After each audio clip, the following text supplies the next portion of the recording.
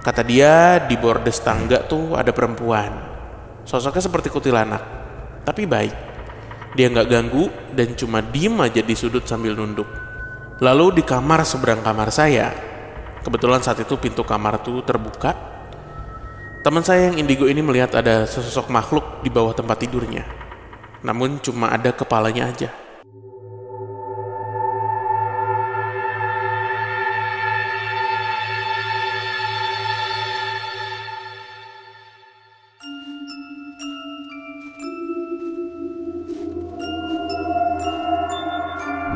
Assalamualaikum warahmatullahi wabarakatuh. Shalom, Om Swastiastu, Namo Buddhaya. salam kebajikan. Selamat datang kembali di podcast Malam Kliwon episode 632. Itu dia. Ayo yang belum subscribe, kalau belum subscribe, belum join membership. Karena kemarin kita udah sekali membership. Wah, seru banget guys. Live bareng. Nanti kedepannya mungkin banyak banget. Kayak mungkin ya namanya mungkin baca tarot. Atau kemarin tuh teman-teman spiritualis yang sering ditanyain Mbak ini, Mbak apa, kita undang di sesi itu nanti. Ntar kita juga bisa cek kodam. Bener. Cek kodam, cek kodim, cek koramil. Kita cek semua ada. Kita emang gak mau ngecek. Walaupun cuman koramil gak mau kita cek. Rame isinya Mbak. Bener. Halo teman Kliwon, ada kabar gembira untuk kita semua. Apa tuh? Sekarang podcast Malam Kliwon ada YouTube Membership.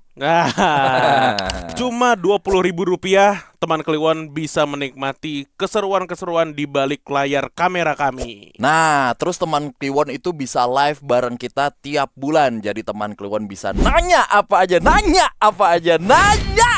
aja. Silakan saudara yang ingin bertanya bisa tuh di situ nanti ya. Terus juga bakal ada video-video uncut, uncensored, dan semua momen seru, saudara. Ayo, makanya gabung sekarang. Cukup dengan 20.000. Iya, tinggal klik tombol join membership. Ulala, cibe babi. Join membership. Oke, sebelum cerita malam hari ini, gue mau cerita. Jadi tadi gue habis cukur rambut. Nah, si capsternya itu adalah orang Parung. Orang Parung. Benar, orang Parung yang dimana dari sepanjang jalan Parung itu ada satu spot, belum jauh kok, belum sampai Bojong Sari. Ini bisa gue udah bilang nanti izin ceritain di podcast ya mas, nggak apa-apa, udah pada tahu kok. Trek lurus, tiba-tiba kayak tikungan mangkok gitulah. Dan itu sering banget laka lantas di situ. Dan banyak korban jiwa juga. Dan itu rumahnya si capster gua tadi itu. Ada makam tua lah di situ. Cuman ya itu cerita warga lah ya. Cuman ada satu cerita yang terjadi di puasa. Ya katanya dia puasa tahun inilah gitu. Ada laka lantas, kelindes lah orang. Meninggal.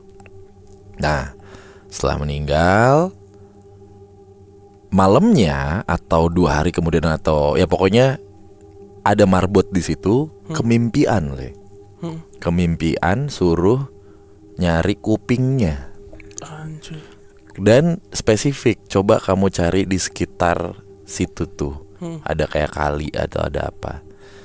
Udah, akhirnya si marbot ini sama anaknya coba nelusurin, besokannya ada tuh kuping. Dan dikubur langsung di belakang masjidnya situ atau mana gitu. Di mimpinya si marbot ini yang hadir itu adalah si orang yang kecelakaan itu. Iya, minta tolong gitu. Nah, hal-hal kayak gini kan nggak bisa dijelasin ya. Betul. Sama Ferry Irwandi ya. Aduh, jauh sekali bapak. Iya, maksud gitu. gua kayak kadang tuh emang banyak hal di sekeliling kita yang belum bisa dijelaskan sama nalar gitu. Dan tadi gua pun juga nggak gitu bahasanya. Cuman kayak, saya kira udah lama, enggak kok mas, baru gitu. Tapi bisa ya dia kemimpian gitu. Biasa kan gua kalau cerita gitu kan, ya memang pada kenyataannya ada kok mas gitu. Orang-orang situ juga tahu kok marbotnya tetangga saya juga. Dan mungkin yang bisa kemimpian itu kan juga nggak sembarang orang ya mas.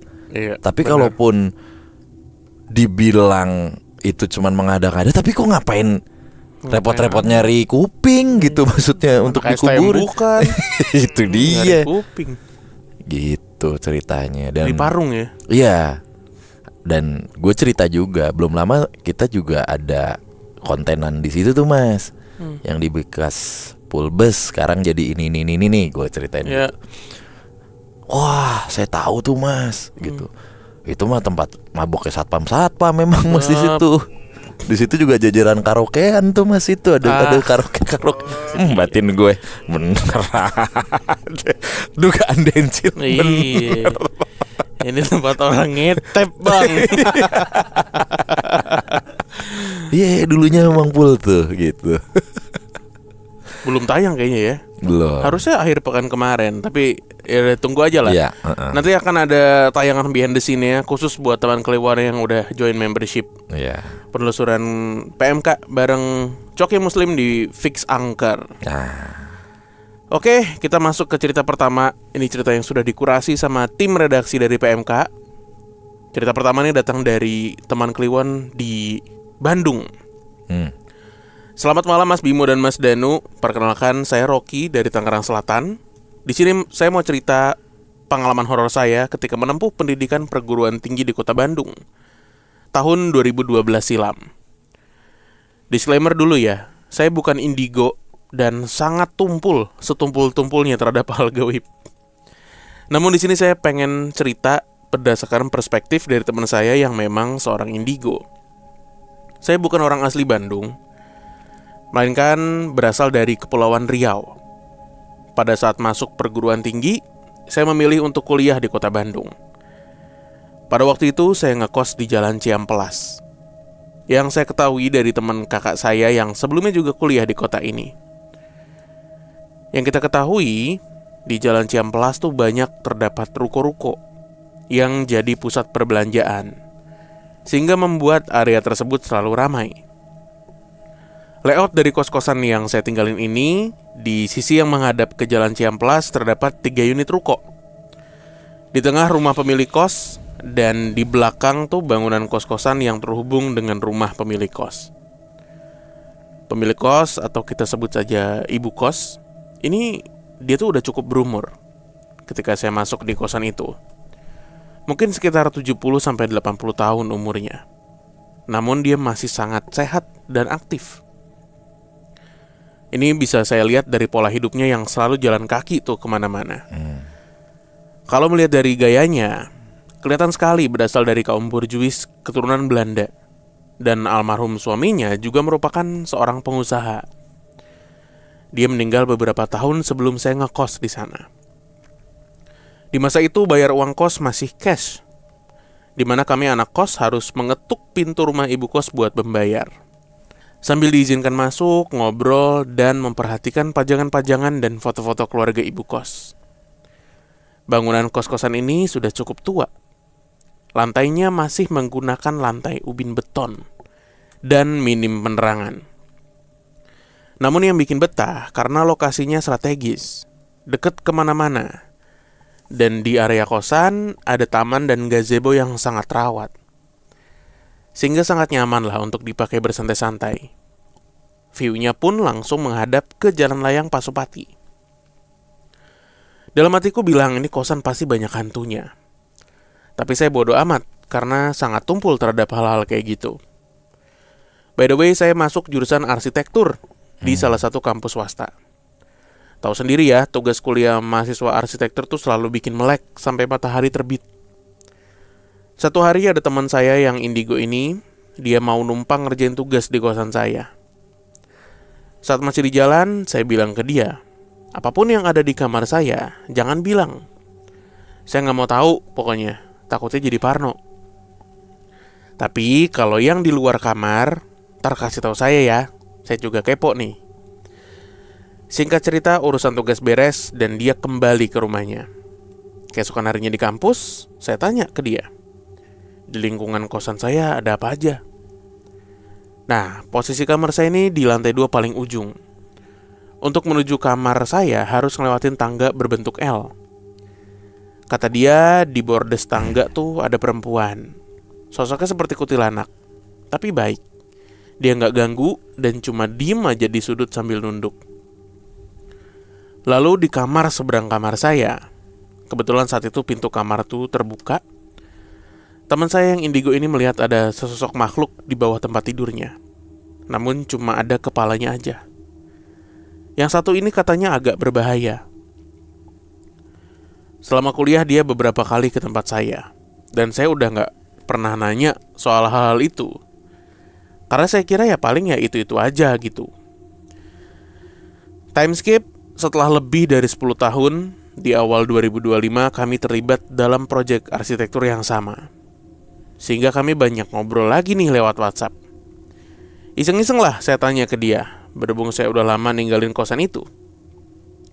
Saya ingin tahu apa yang dulu ada di kamar saya. Dan dia jawab, "Yakin mau tahu?" Saya bilang, "Iya udah bilang aja gak apa-apa, kan udah gak di sana, jadi aman."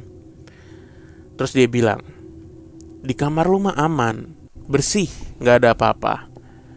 Cuma si kepala pernah terbang lewat di jendela kamar lu. Kalau di dalam mah aman." Terus dia bilang lagi, "Oh ya, ada satu lagi nih yang waktu itu dia lihat di luar tapi lupa ceritain. Di parkiran motor bisa langsung lihat ke gazebo. Dan dia ngelihat ada bapak-bapak pakai jas. Rapi, bersih banget. Awalnya dia malah ngira kalau itu orang biasa. Ketika datang lagi ke kosan saya, dia lihat lagi bapak-bapak itu di dapur. Kali ini nggak ada kakinya. Barulah dia sadar kalau itu bukan orang. Saat itu dia dapat melihat perawakannya dengan lebih jelas. Dia menjelaskan ciri-ciri pria tersebut, keturunan Chinese, badannya besar, tegap, wajahnya tegas, pakai jas dan rapi, bersih gitu. Ketika dia nyebutin ciri-ciri itu, saya mulai merinding. Lalu saya tanya, "Apakah rambutnya agak pelontos?" Dia jawab, "Nah iya, bener." Saat itu saya merinding sejadi-jadinya. Karena ciri-ciri tersebut persis seperti almarhum suami ibu kos yang saya kenali melalui figura foto-foto keluarga beliau yang selalu saya lihat saat saya bayar uang kos di rumahnya. Anjing, merinding gue. Sekian ceritanya. Semoga Mas Bimo, Mas Danu, dan tim PMK selalu sehat dan dilimpahkan banyak kebahagiaan. Terima kasih. Terima kasih Rocky, asal Kepulauan Riau ya. Pas lagi kuliah di BDG. Jadi ini ceritanya time skipnya lumayan lama ya guys. Dari dia kuliah di tahun 2012 sampai di tahun 2025 ini dia baru tahu ada fakta tersebut.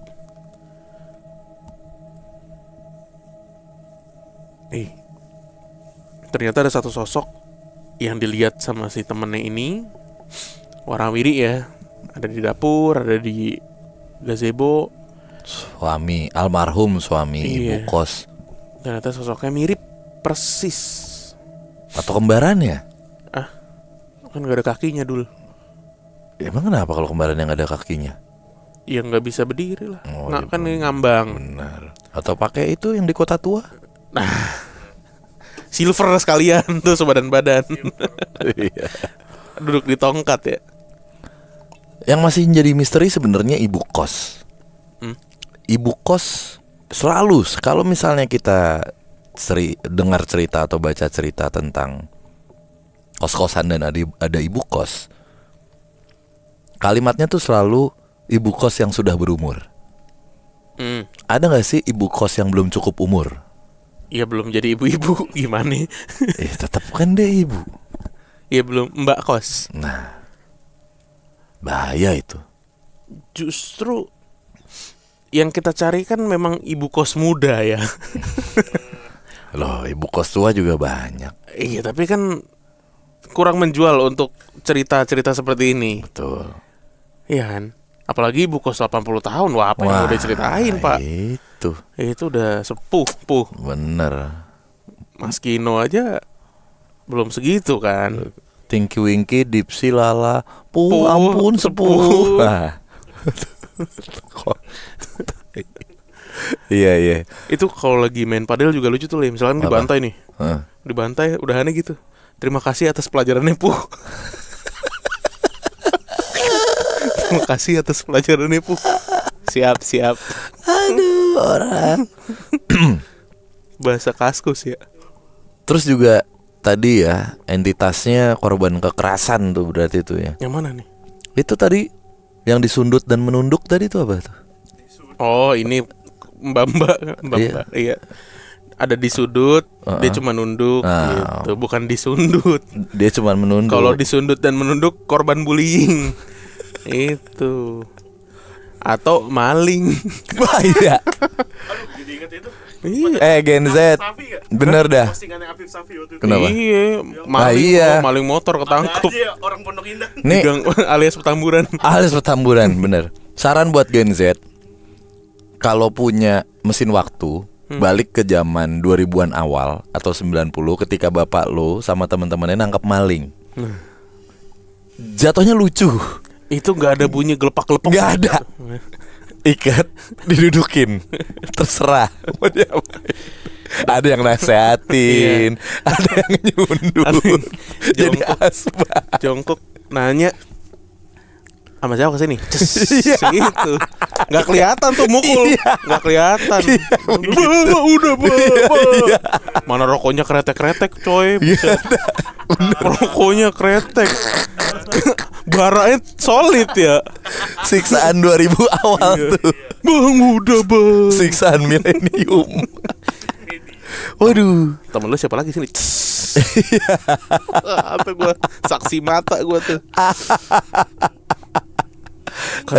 Kadang jempolnya ditaruh kaki meja. Iya, gitu-gitu tuh.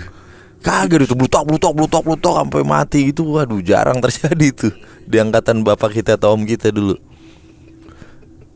Ya, gitu tuh kalau nangkep maling. Ya aduh, ada lagi yang diikat. Serah.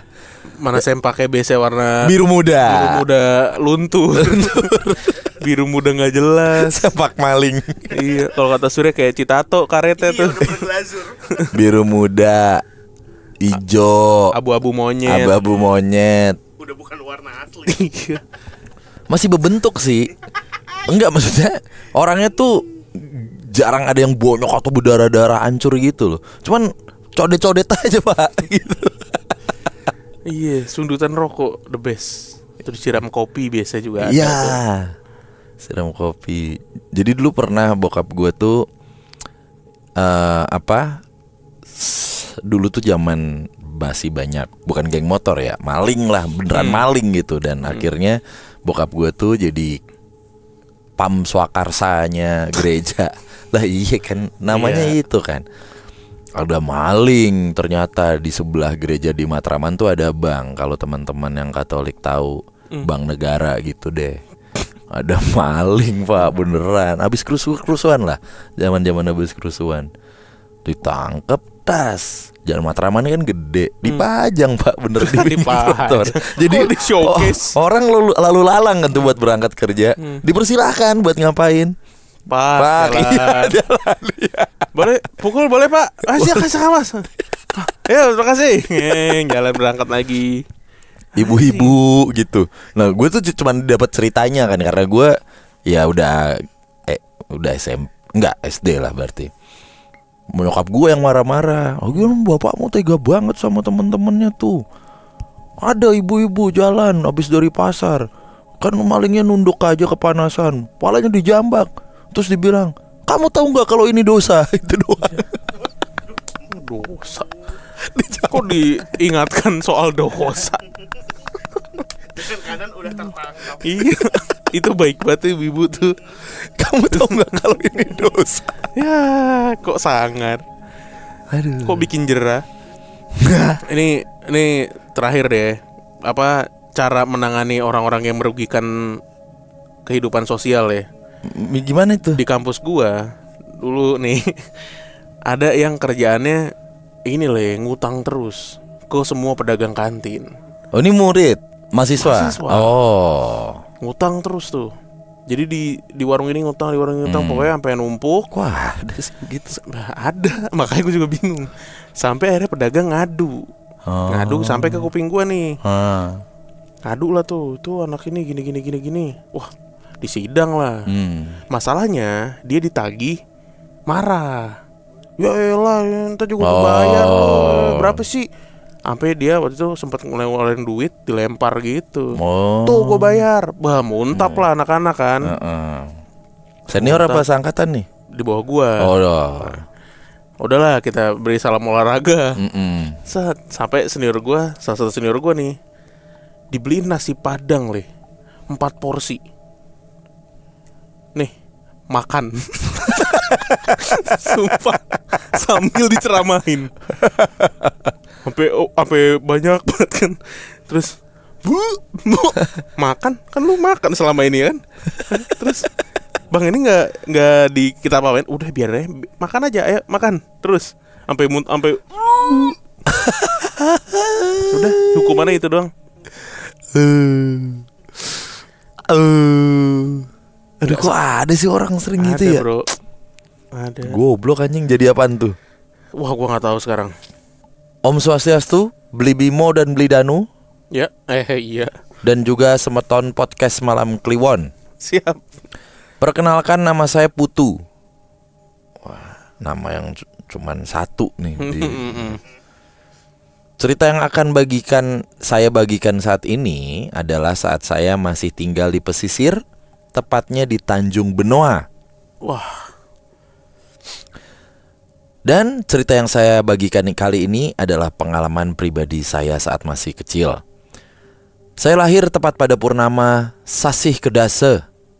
Ini mohon izin ya teman-teman yang bahasa Bali kalau penyebutannya salah. Di mana bagi orang-orang Hindu, hari tersebut merupakan hari yang sakral karena bertepatan juga dengan Pio Dalan turun kabeh di Pura Besakih. Nah, ini adalah pura terbesar di Bali. Anyway, maaf kalau ceritanya saya agak sedikit panjang kali ini. Saat itu saya masih SD di tahun 90-an. Sepulang sekolah seperti biasa saya duduk di teras rumah. Teras rumah saya berhadapan langsung dengan pintu pagar. Karena saat itu di rumah belum ada aling-aling. Aling-aling ini merupakan penghalang atau pembatas antara angkul-angkul dan pekarangan rumah, sehingga saya bisa melihat langsung ke arah depan pintu masuk. Siang itu saya melihat seseorang yang keseluruhan badan dan kepalanya itu berwarna hitam seperti bayangan, sedang menengok ke dalam rumah, seperti layaknya orang bermain cilukba, sembari melambaikan tangannya seakan ingin mengajak saya bermain. Ya, namanya anak kecil, tanpa pikir panjang dengan masih mengenakan seragam sekolah, saya pun berlari menghampiri bayangan tersebut.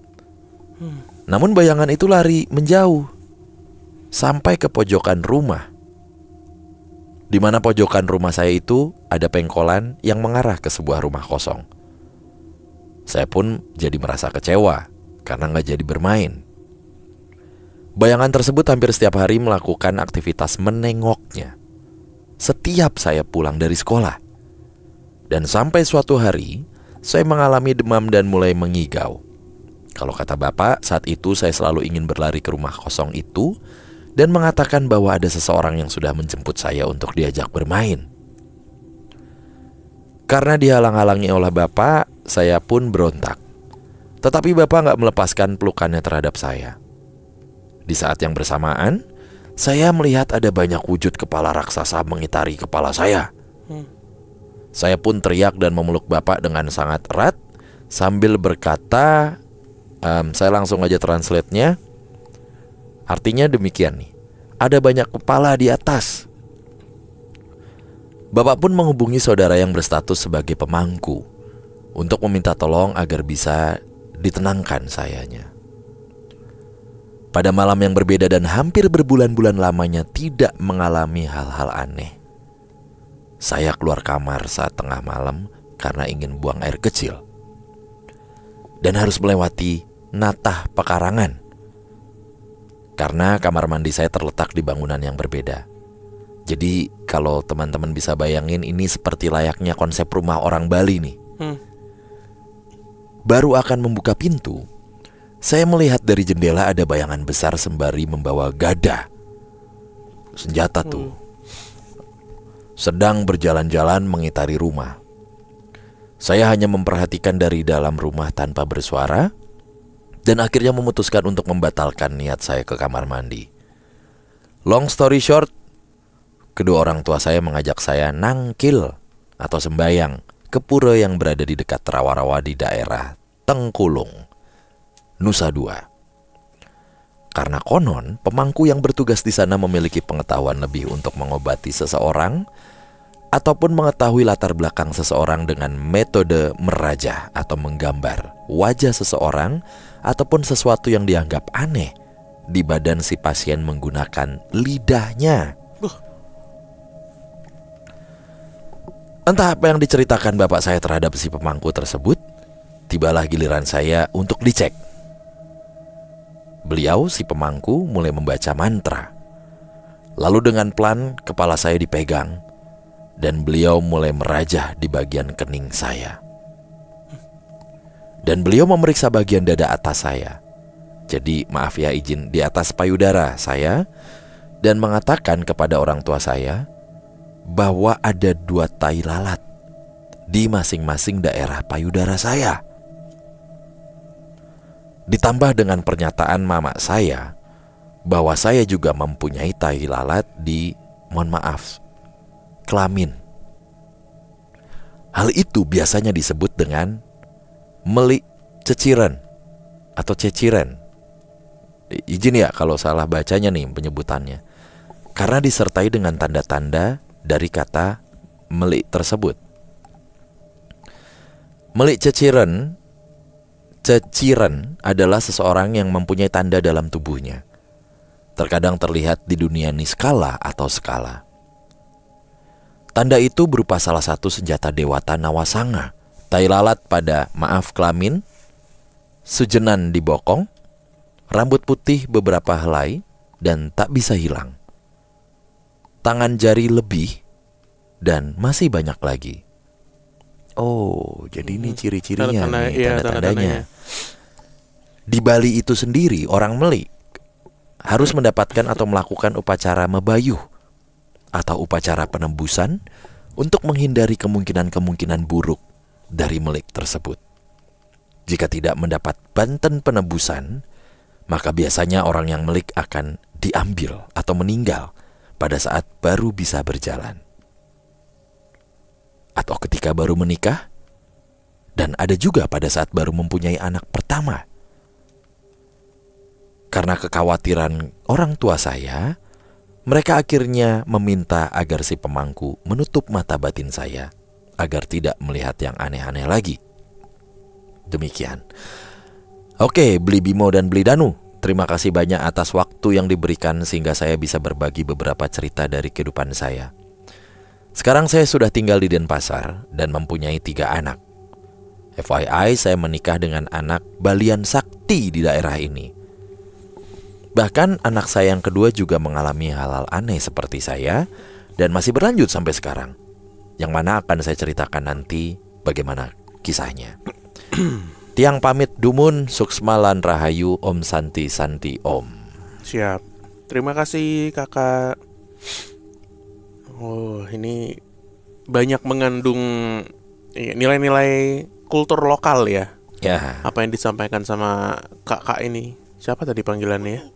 Oh, ini ada Instagram beliau ya. Bukan itu Apa? Penjelasan tentang si melik ceciren. Oh, ini ada di grup.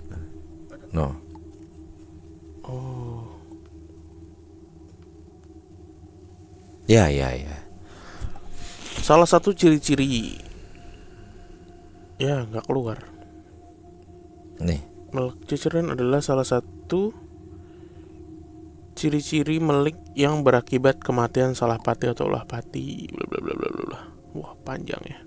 Ya mungkin nanti bisa di-insert nih kayak gini-gini Iya, nih sekali-sekali gitu, ada di akhir episode buat pengetahuan. Atau sekarang bisa dimasukin. Ya, silakan dibaca dulu. Silakan.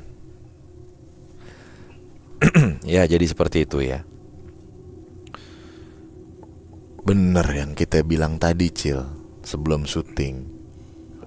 Kalau ada tanda jangan deh. Oh itu. Iya. Tak. Ada bang. Jangan. Enggak. Kita mau nanti aja deh, nggak enak. Ya nggak enak. Jadi dia tuh diganggu ya berarti ya. Ya. Diganggu. Dirasuki. Ada yang mau jemput. Ada yang ya, menjemput. ada yang ingin menjemputnya gitu. Malah itu senjata loh. Oh, kan senjata tadi dibilangnya kan? Ya kan? Senjata dewa itu. Tapi ada di manusia mungkin gitu kali ya. Dan yang menarik tadi proses rajah tadi ya. Itu disebut. yang sebenarnya. Kita kan cukup familiar nih sama si raja itu, tapi kan biasanya menggunakan spidol atau pulpen atau tangan gitu ya. Pakai lidah, Bro. Pakai lidah ya. Baru denger gue. Pasti dimanfaatkan sama Dencil kayak gini, metode-metode kayak gini. Lo kalau ada metode kayak gitu di Dencil, nggak ada. Gue bilang cowok semua pasiennya. Orang nggak ada gejala juga dicek sama dia. Iya. Orang lagi makan. Khusus pria. Khusus. Di sini ada nggak Mbah? Bentar. Nggak ada. Ada nggak Mbah? Bentar. Bentar mulu. Pak Tile lu. Nyari Dencil. Unik-unik. Gua kayaknya mau coba rekomendasi temen gue yang di Buaran deh buat ke sini. Siapa tahu ada tanda. Iya, kita juga harus inspeksi itu. Iya. Kayak OLX Mobi. Raja. Kalau gue Masih ada bang. Oke, teman Kliwon, Iya. kita habis ini mau mencari raja tadi. iya. Enggak, bukan mencari rajanya. Kita mau belajar raja, Biar- mencari pasien. Kayak ditegesin anjing. Ya, kita ketemu lagi Iya, di episode iya. berikutnya ya. Dadah. Dadah.